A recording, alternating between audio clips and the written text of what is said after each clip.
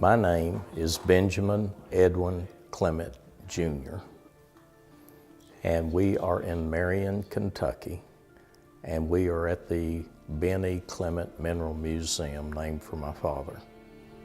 It turned out that he was just an extraordinary human being. I had to grow up, to really know what I had. But what happened was he was an aviator in World War I, but when it came to an end, he had to decide what to do with his life.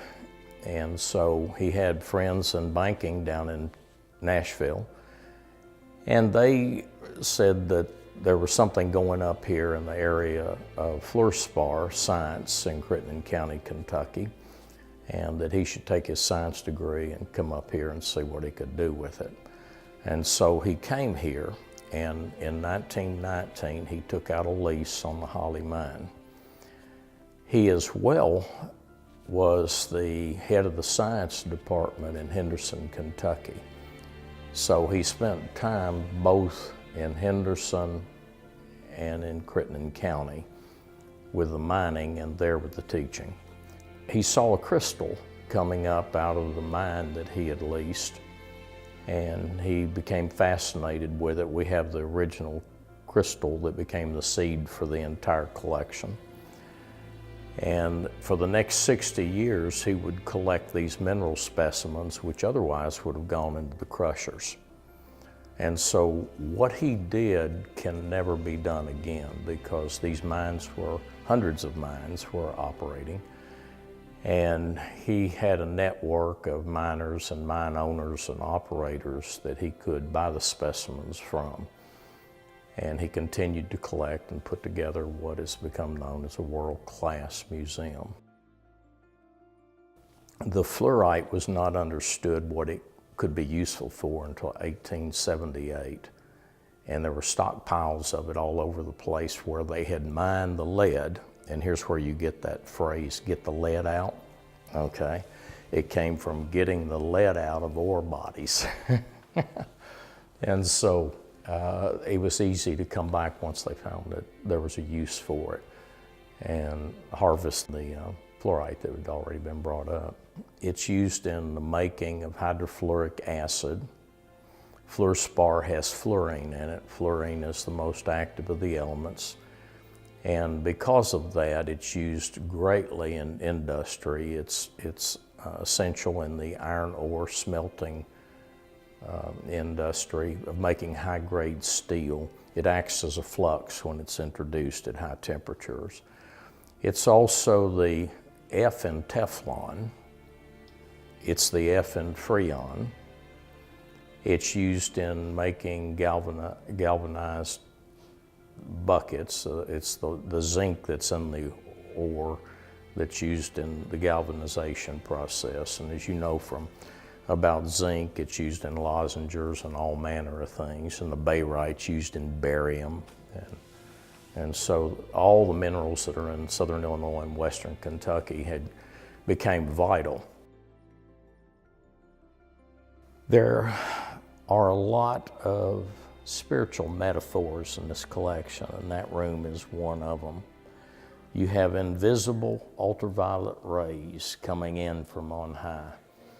You have a receptive medium in terms of the minerals that are in there. They have the ability to do what other minerals simply cannot do.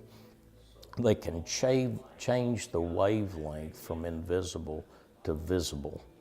So when they draw in the invisible light, they give it back in some form that a human being's eye can now appreciate.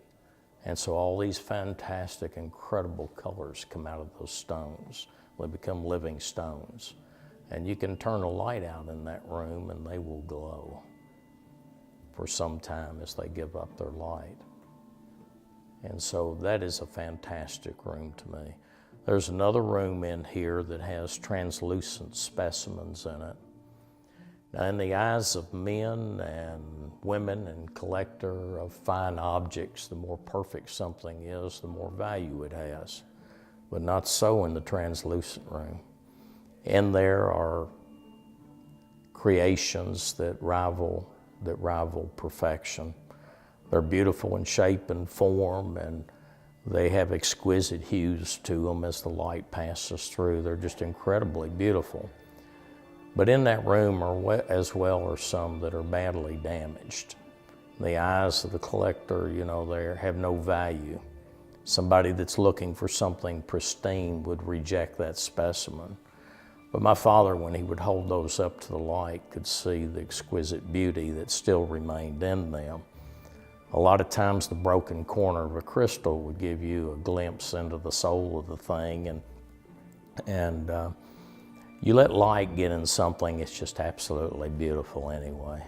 And so that room is, again, one of those spiritual metaphors in the collection. It doesn't have to be perfect to have value and beauty. What it has to have is an opportunity. It has to have a situation.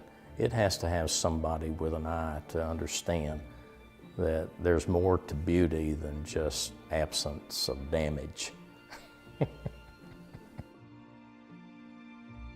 It's incredibly special because this is no doubt something that's gone on for hundreds of years in our family. We're a family that passes down artifacts, and with the artifact comes a story. It comes the history lesson of the who, what, when, and where, and sometimes why. And so these artifacts and these things that are in this mineral museum are typical of what goes on in the home as well. And we have letters from our ancestors. My mother made sure that she knew where we came from. We had 4 ancestors on the Mayflower, and we know who they were and exactly where we came from. And that was just one branch of the family, and many branches of the family. Their stories and their items were passed along to us as well. And so the continuity remains between me and our children, my wife and I and our children, and also they to their children now. So it's a marvelous thing to us to have a Benny Clement IV. And by the way, my dad was not the first Ben Clement. His grandfather was a Ben Clement, and he was a doctor as well in Humboldt, Tennessee. So it's quite a legacy here, and I don't know if we ever really had a choice. And so I'm excited about the future of this museum. And, I think it does have a life of its own. There's a scripture in Romans chapter 1 that talks about that the invisible things of God may be understood by the things that are seen. If we want to know how God thinks, we can look at what He has created. And with enlightened eyes, we can even look at one another and have some idea of what He had in mind. And so this museum is a celebration of creation.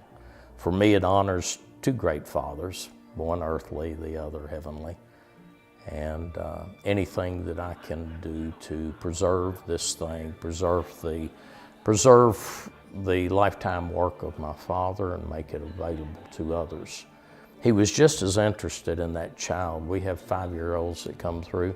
He was just as interested in the 5-year-old as he was the learned professor in his class. He was an inspiration, and he left a legacy to inspire. And so that's what I'd say is the key behind it all.